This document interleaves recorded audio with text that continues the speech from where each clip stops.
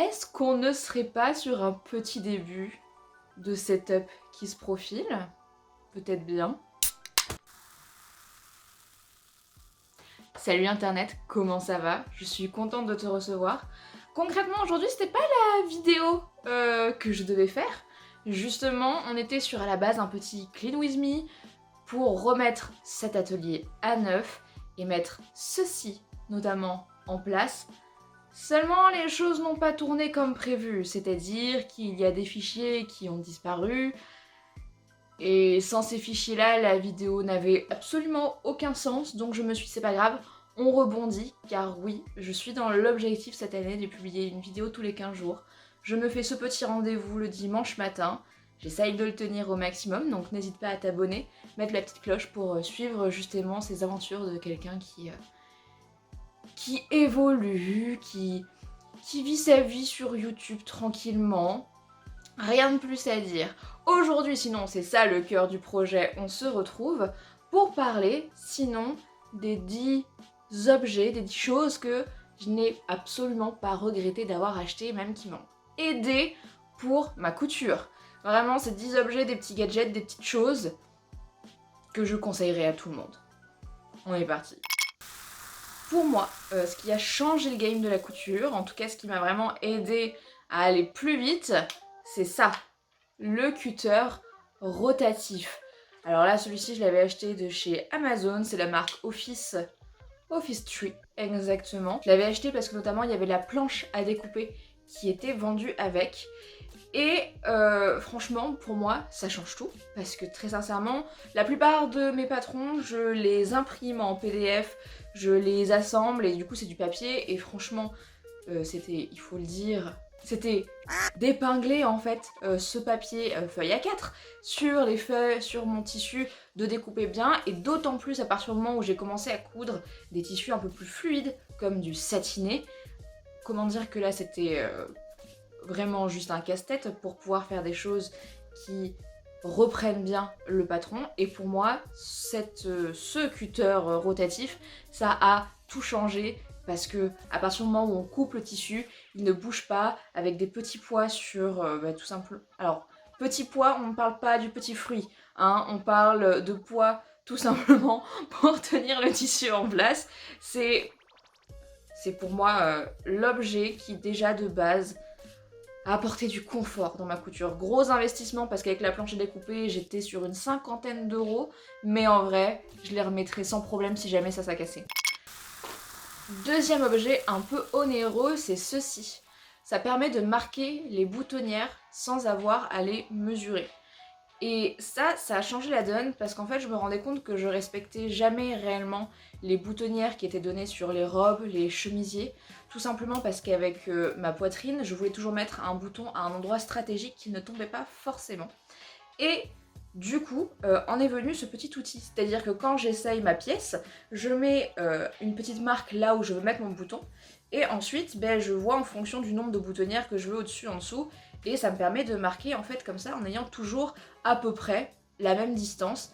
Et mais qu'est-ce que ça me facilite la vie, parce que je mettais toujours, je sais pas franchement, après moi je suis lente hein, quand je couds parce que c'est mon petit plaisir, donc je prends mon temps, je veux faire les choses bien, mais je mettais minimum une demi-heure à marquer les boutonnières pour être sûr que ce soit au bon endroit par rapport à la poitrine, que ça tombe bien au niveau du haut, que voilà, ça en 5 minutes c'est réglé maintenant. Alors, dans les merceries, ça coûte extrêmement cher. Pareil, je crois que je l'avais acheté sur Amazon. Alors le temps de livraison était hyper long et franchement, je dis pas que c'est une superbe qualité, mais je crois qu'en termes du prix où je l'ai payé, ça vaut le coup. Et franchement, même si les boutonnières est un problème pour vous, est-ce que je mettrais 30 € maintenant que j'ai un vrai salaire, car quand je l'avais acheté, j'étais au chômage? Oui, clairement. Franchement, c'est un objet que je suis tellement, mais alors tellement contente d'avoir, et que si je le casse, je le rachète. Autre objet, qui est pour moi maintenant un indispensable, c'est ça, c'est une règle repassage. De repassage à repasser. Je sais pas, quel est son petit nom, tiens? Une règle de repassage. Voilà, tout simplement. Une règle de repassage universelle. Donc là, c'est dans son petit carton, c'est par prime. Hop, vous en avez 3 d'ailleurs à l'intérieur. hop, vous avez ces 3-ci. Très sincèrement, moi je me sers que des deux en fonction de la taille du tissu que j'ai devant moi. Et bah ni plus ni moins, hein, on replie son tissu dessus, on repasse et ça fait un ourlet absolument parfait sans se prendre la tête à marquer le tissu de combien de centimètres de machin. Les ourlets à finir, c'est toujours ma hantise et je trouve qu'avec ça, mais ça change tout. Tout est simplifié et ça coûte pour le coup 10 balles si mes souvenirs sont bons.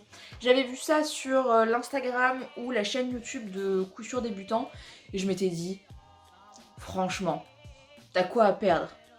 10 balles, bon ça fait mais c'est toujours 10 balles.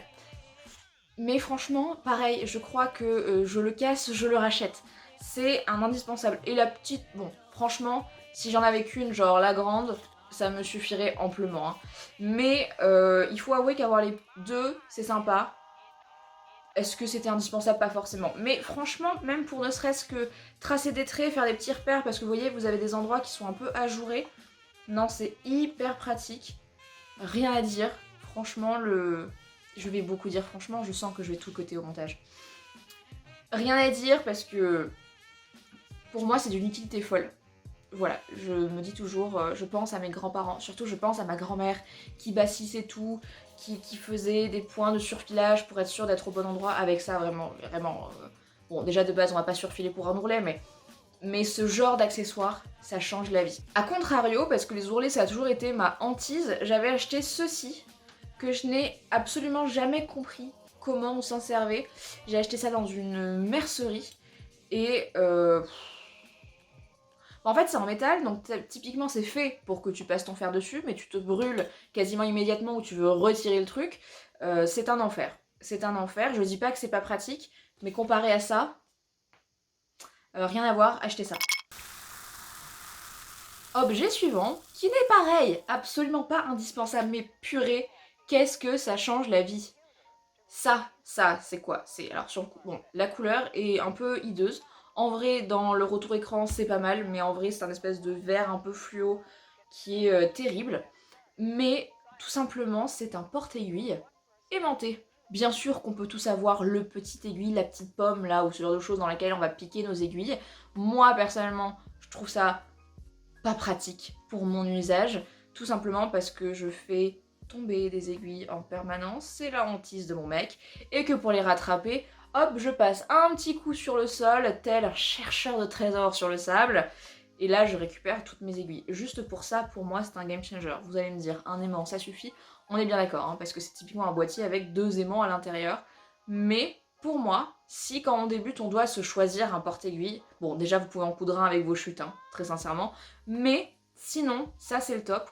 Ou alors, j'en ai un autre qui est tout le temps agrafé à ma machine à coudre, que j'ai eu dans mon calendrier de l'Avent. Ah, si, mais il faut que j'en parle de ça. Si, autre chose qui était très sympa, je me suis offert, non.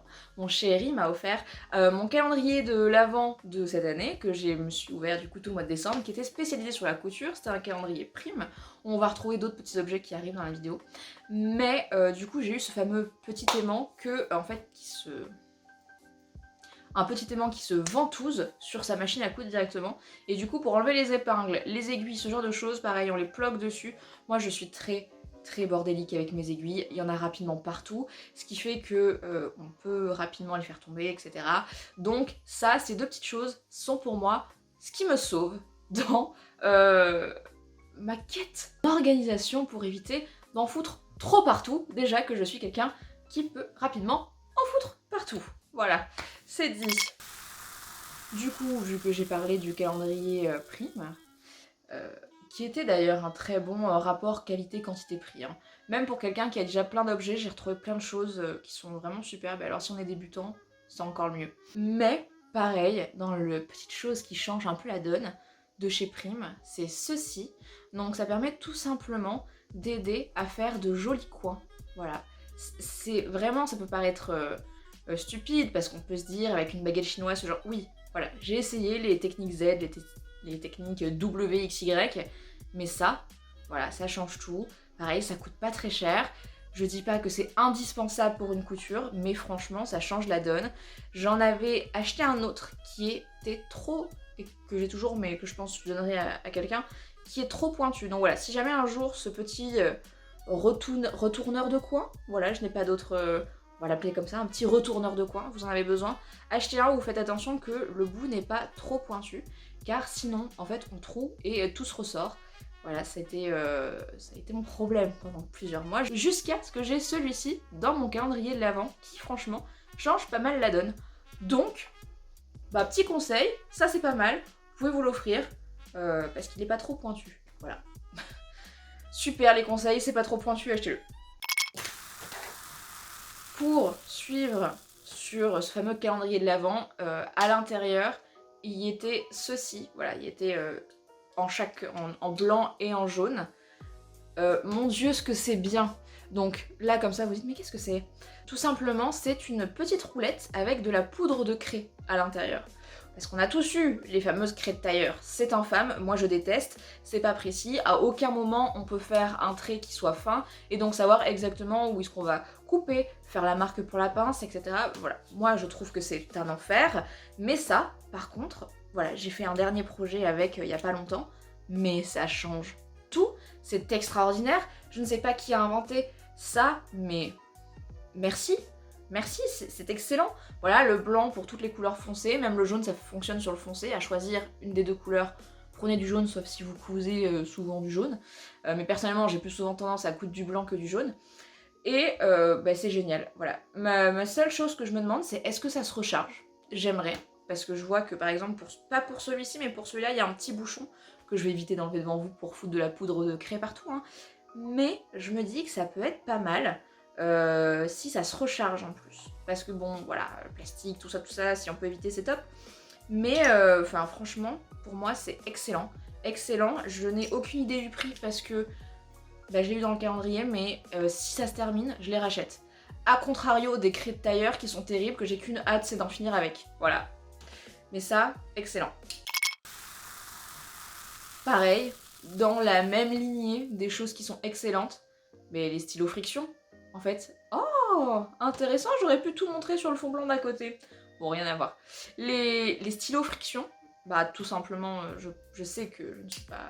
je veux dire, ça c'est connu dans le milieu de la couture, de tu écris avec et avec ton fer à repasser, d'un coup ça s'efface. C'est incroyable, ça marque la plupart des tissus, mais pas tous les tissus, d'où les fameuses roulettes à craie qui sont une nouvelle révélation pour moi. Mais ça reste quand même un indispensable, j'avoue que dès que j'en ai plus, je le rachète. Ça se finit assez vite, par contre, je trouve. Typiquement, là, le mien, il est tout sec et il écrit plus des masses.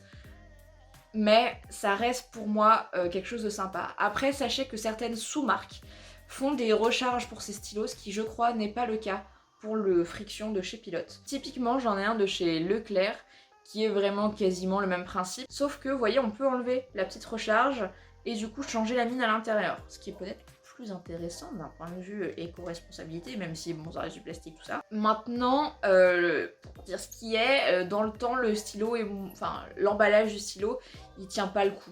Donc est-ce que c'est rentable? Parce que du coup je me retrouve avec 3 recharges et un stylo qui est un peu cassé. Bon. Mais voilà, vous avez les informations, maintenant vous faites ce que vous avez envie. Hein. Peut-être que vous êtes aussi plus précautionneux que moi, qui, bon bah, mon matériel vit avec moi. Il est créatif, lui aussi.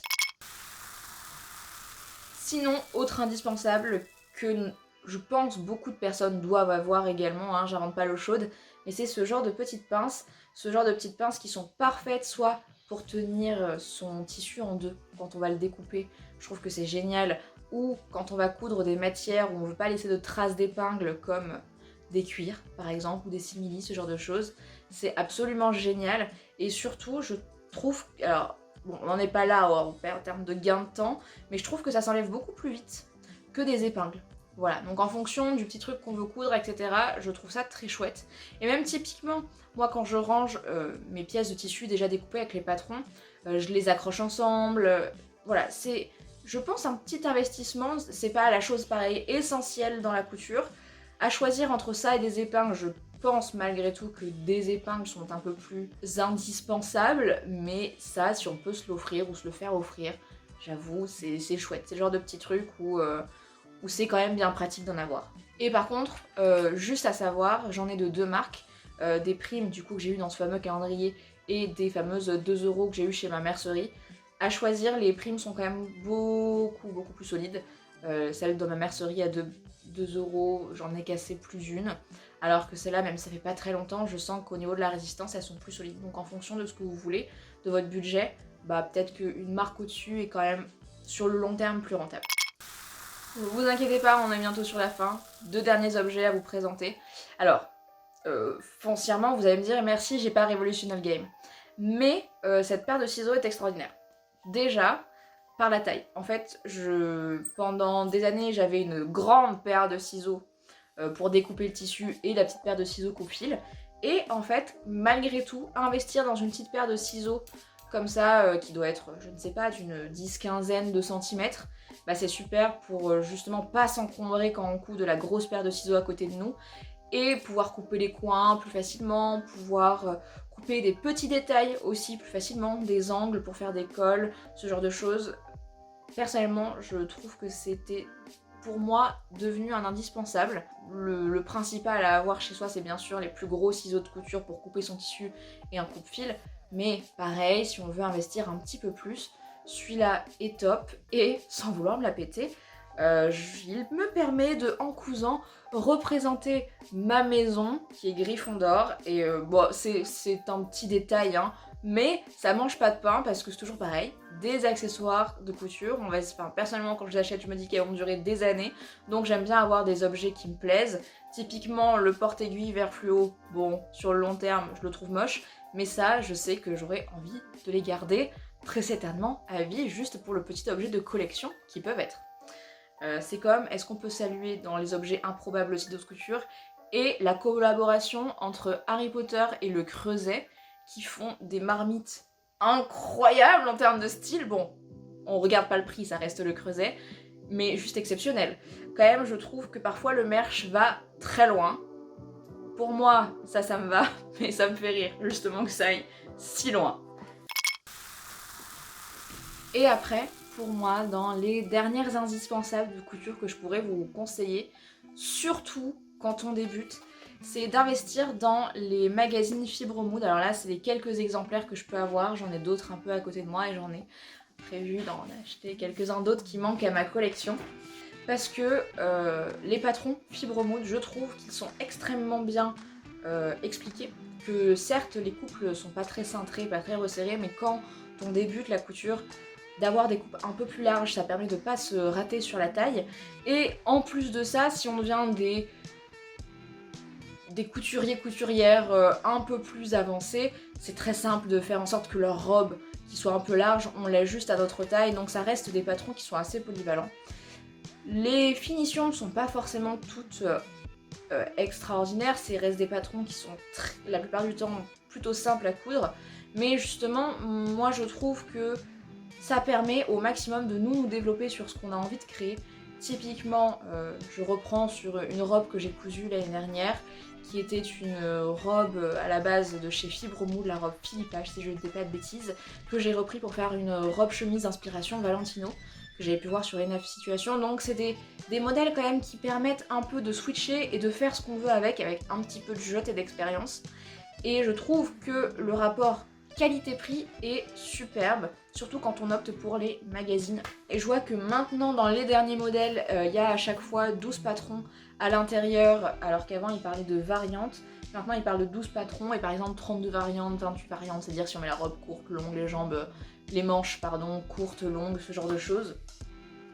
Mais surtout, en fait, même si vous le prenez pas dans votre langue natale, parce que il y a plus l'exemplaire qui vous plaît dans votre langue, c'est pas très grave, parce que déjà c'est très bien expliqué, ne serait-ce que si on a le magazine, c'est que des schémas, donc foncièrement, même si on n'a pas la bonne langue, ça reste assez facile. Mais outrement ça, si on va sur le site de Fibromood, on peut télécharger les instructions dans sa langue, c'est-à-dire qu'on n'a pas besoin d'acheter le patron pour avoir les instructions.